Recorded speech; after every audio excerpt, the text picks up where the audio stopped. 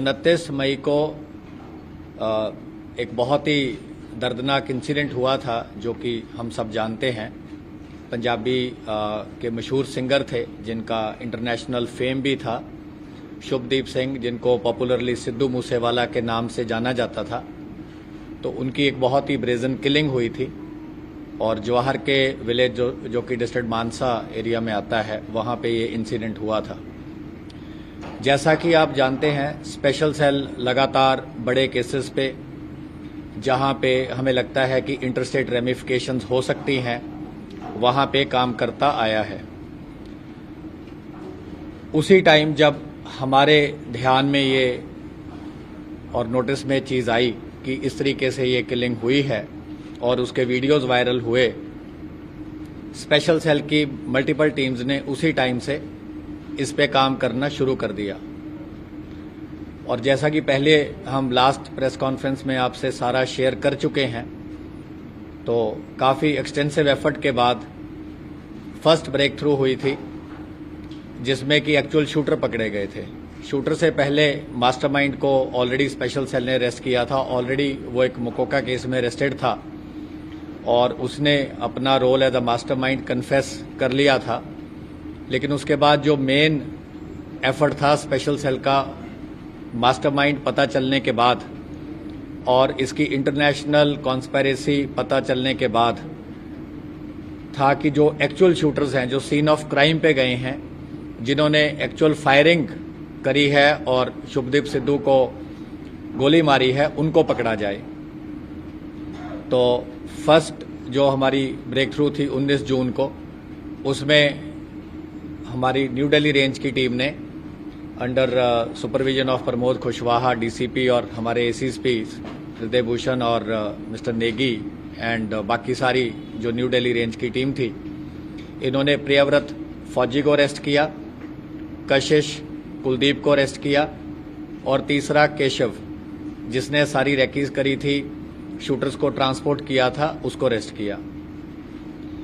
उनकी अरेस्ट के बाद भी हमारी टीम्स लगातार इस केस पे मेहनत करती रहीं और हमारी टीम्स को ये था कि जल्द से जल्द जो अभी बाकी 4 शूटर नहीं पकड़े गए और जो लोग इनको मेन शरण दे रहे थे, इनको लॉजिस्टिक्स प्रोवाइड कर रहे थे, इनको हाइड आउट्स प्रोवाइड कर रहे थे, इनके वेपन संभाल रहे थे, इनको गाड़ियां दे रहे थे, उन पे भी एक्शन किया जाए। उसी के चलते कल देर रात तकरीबन 11 बजे के आसपास हमारी टीम, जो कि लगातार 6 स्टेट में इनके पीछे लगी थी, मध्य प्रदेश, झारखंड, उत्तर प्रदेश, हरियाणा, गुजरात और दिल्ली, इन सारी जगहों पे 1-2 बार हमारी टीम ने इनको मिस भी किया, लेकिन उन्होंने फिर भी अपना एफर्ट नहीं छोड़ा और पीछा करते रहे। जो भी लीड मिलती रही उसको बड़ा डिलीजेंटली डेवलप किया और कल रात तकरीबन 11 बजे जब आईएसबीटी पे अंकित सिरसा, जो कि सबसे यंगेस्ट शूटर था, one of the most desperate था, जिसने दोनों हाथों से फायरिंग करी, और जो सबसे करीब जाके जिसने गोलियां चलाई, उसको अरेस्ट किया। जो उसका साथी था सचिन भिवानी, इसको भी इसके साथ अरेस्ट किया गया। सचिन भिवानी ने इनको तमाम सपोर्ट प्रोवाइड करी। वारदात से पहले ये जब उकलाना मंडी में रुके, सिरसा डिस्ट्रिक्ट में रुके और फतेहाबाद में मूवमेंट हुई, तमाम जगह पे, और इंसिडेंट के बाद तोशाम में, फतेहाबाद में, पिलानी में, बाद में कच्छ एरिया में, उसके बाद जो 6 स्टेट्स मैंने आपको बताई हैं, उसमें भी जितनी मूवमेंट इनकी हुई, उसमें सचिन भिवानी और इसका एक साथी कपिल पंडित, इन्होंने मेन रोल प्ले किया। तो इनके साथ दीपक मुंडी भी था, जो कि अभी ऑन द रन है, एब्सकॉन्डिंग है, जो कि चौथा शूटर है। और उसके अलावा 2 शूटर्स का हम ऑलरेडी आपको बता चुके हैं। एक मनप्रीत मानू करके है, जो कि मोगा डिस्ट्रिक्ट का है पंजाब में, और छठा शूटर जो है वो जुगरूप रूपा है, वो तरन तारण का है।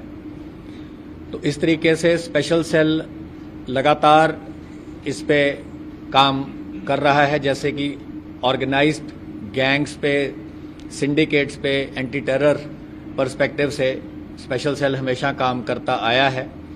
और स्पेशल सेल का हमेशा यही फोकस रहा है कि जो लोग भी ऐसी बड़ी वारदात में शामिल होते हैं जिसकी इंटरस्टेट रेमिफिकेशंस हैं, जिससे फ्यूचर में दिल्ली में भी कोई चीज़ ऐसी हो सकती है, दुर्घटना, तो स्पेशल सेल का यही टास्क होता है कि हमारी ये तमाम कोशिश रहे कि जो चीज़ कहीं और हुई है उसको राजधानी में होने से फ्यूचर में प्रिवेंट किया जा सके।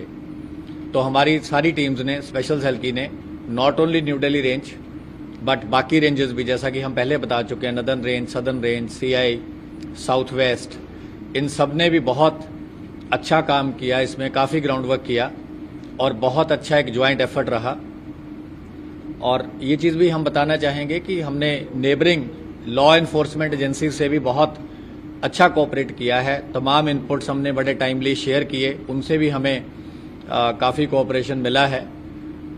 और ये एक ज्वाइंट एफर्ट है जिससे कि ये जो शूटर्स थे जिन्होंने इतनी प्लानिंग से सारी वारदात को अंजाम दिया था, और इनको जैसा कि हम पहले बता चुके हैं कि फौरन से डायरेक्शंस आ रही थी, और गोल्डी बराड़ का हमने पहले ही बताया है कि एक दिन पहले भी उसकी कॉल आई थी 28 तारीख को, जब इनको बोला गया कि कल ये वारदात को अंजाम देना है। फिर वारदात के दिन इनको तकरीबन 4 बजे इंसिडेंट से ऑलमोस्ट 1.5-पौने 2 घंटे पहले कॉल आई और इन्हें बताया कि उनका जो दरवाज़ा है, उसको बड़ा दरवाज़ा था उनके घर का, वो खुल गया है और कभी भी इनकी मूवमेंट हो सकती है। और बाद में जब मूवमेंट हुई तब भी एक इंटरनेशनल कॉल आती है दोनों मॉड्यूल्स को, शूटर्स को, कि आप मूव इन करो। इस टाइम वो अकेले जा रहे हैं और उनके साथ 2 दोस्त हैं और कोई भी गनमैन नहीं है।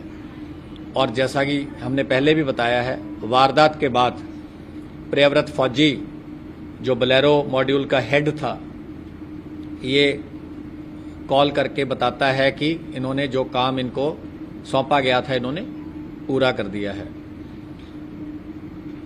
करोला का मॉड्यूल हेड ने क्या बताया ये हमें इसलिए नहीं पता क्योंकि वो अलग चले गए थे, लेकिन जो वारदात से पहले का था जिसमें गोल्डी बराड़ ने दोनों मॉड्यूल से बात करी, वो चीज़ हम ऑलरेडी आपसे शेयर कर चुके हैं। नहीं, वो हमने पहले भी बताया था कि वो जो पूरा वेपन यूज हुए हैं वारदात में, वो इन्होंने क्योंकि बहुत एलेबोरेट प्लानिंग करी थी, तो वारदात के 2 दिन बाद 1 जून को वो वेपन एक आदमी इनसे अलग लेके गया है। वो इससे ज़्यादा डिटेल हम आपसे नहीं शेयर कर पाएंगे, हमारी टीम्स इस पे भी काम कर रही हैं।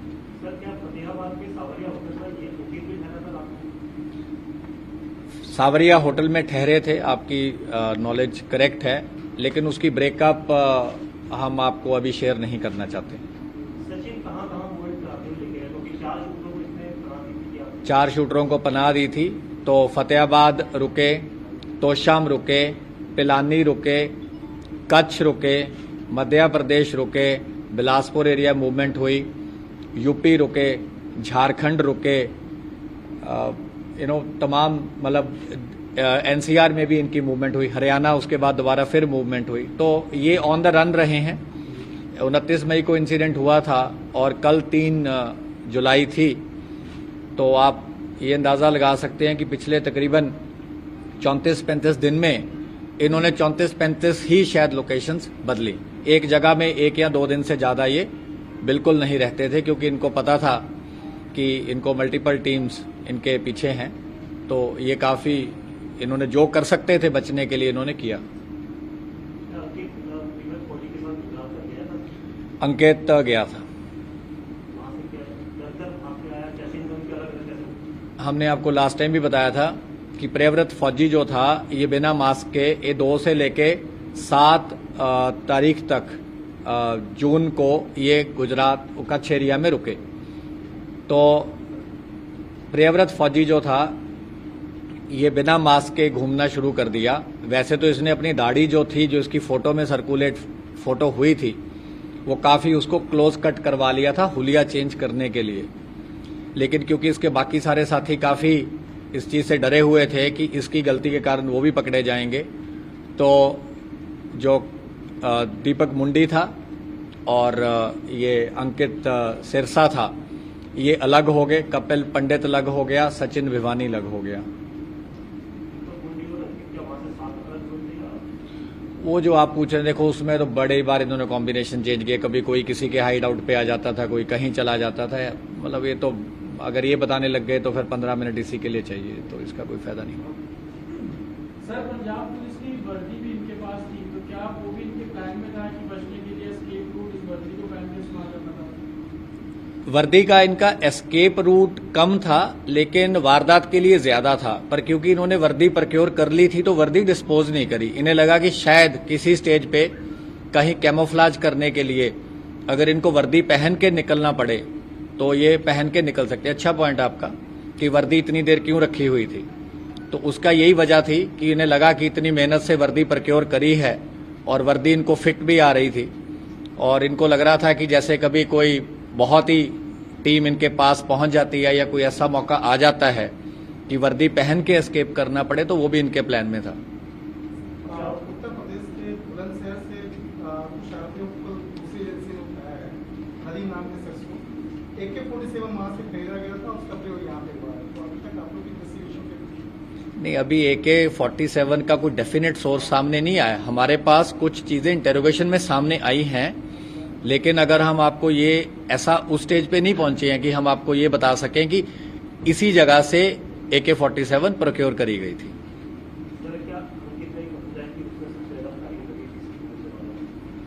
अंकित काफी डेस्परेट था, ये यंगेस्ट है, इसकी उम्र तकरीबन 18.5 साल है।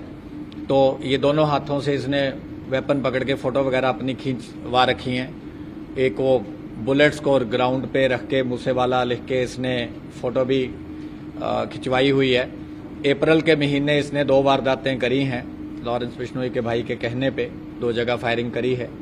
तो वो चीजें अभी हम आगे उसकी इन्वेस्टिगेशन कर रहे हैं। सर, कौन सा गैंग है? हाँ जी, गैंग कौन सा है? क्योंकि अलग अलग गैंग का नाम सामने आ रहे हैं, इनका भी अलग गैंग है, तो ये इसी मॉड्यूल इसी से जुड़े। इस मॉड्यूल में ये आ रहा है कि अंकित और फौजी एक गाड़ी में थे, इन्होंने किसी से हिट किया था उसकी गाड़ी को सिद्धू की, तो उसके बाद दोनों ने टारगेट इन दोनों का ही था। इन्होंने गाड़ी को हिट नहीं किया। जब उनकी गाड़ी के पीछे पहले जो मानू और रूपा थे, वो एक अलग एक वहां कैनाल रोड है मानसा में, इनको था कि कैनाल रोड लेंगे वो थार के साथ, लेकिन वो उस रोड से जब नहीं गए तो इन्होंने फटाफट गाड़ी को यू टर्न किया, करोला को दोबारा से इन्होंने पीछे लगाई, बलेरो को ओवरटेक किया, थार को ओवरटेक किया करोला ने, और ओवरटेक करते करते मनप्रीत मानू ने AK-47 से बर्स्ट फायर किया। उसके बाद करोला आगे रुक गई, इन्होंने देखा कि थार रुक गई है, गोलियां लग गई हैं, टायर भी बर्स्ट हो गया था, और बलेरो क्योंकि टेल कर रही थी तो बलेरो भी जाके थार के आगे रुक गई, क्योंकि ये बड़ा एक नेचुरल सी बात थी कि जब फायरिंग हो रही है तो वो एक साइड से फायरिंग करेंगे, नहीं तो आपस की फायरिंग उनको एक दूसरे को ही लगेगी। तो जब इनकी थार शुभदीप की रुक गई और इनके गोली लग गई, तो बलेरो ने भी थार को ओवरटेक कर लिया। ओवरटेक करने से इन्होंने सारों ने एक साइड से फायरिंग करी। सबसे पहले मानू उतरा, चारों लोग बलेरो से उतरे, रूपा ने करोला यू टर्न करी। यू टर्न करते हुए जो करोला का एक दरवाजा था वो बलेरो के साथ टकराया, जिसकी वजह से जब ये मौके से भाग रहे थे तो इनकी गाड़ी का दरवाजा भी बंद नहीं हो पाया था। उसका वजह यही थी कि जब वो यू टर्न कर रहा था तो बलेरो की एक साइड और करोला की एक साइड आपस में टकरा गए थे, और रूपा एंड में उतरा, क्योंकि पहले गाड़ी उसने यू टर्न करी, यू टर्न के बाद उतर के उसने फायरिंग करी। माना जाए कि इस मर्डर मिस्ट्री में लॉरेंस बिश्नोई और बॉडीगार्ड ने स्लीपर सेल का इस्तेमाल किया। नहीं, स्लीपर सेल तो नहीं है, एक्टिव क्रिमिनल है, कोई फरारी काट रहा है, मतलब क्योंकि हथियार नहीं पता नहीं चला था, नहीं बैठे था किसने हथियार दिया और बहुत नहीं। स्लीपर सेल तो देखिए, अब कोई बहुत ही डॉर्मेंट हम उसको बोल सकते हैं, तो एक्टिव हैं, ये तो हर महीने और कई बार इन्होंने मल्टीपल वारदात कर रखी हैं, तो स्लीपर तो नहीं बोल सकते। हाँ जी, वो हम जो शेयर कर सकते हैं इमेजेस हम आपके बाद प्रेस कॉन्फ्रेंस के बाद शेयर कर देंगे।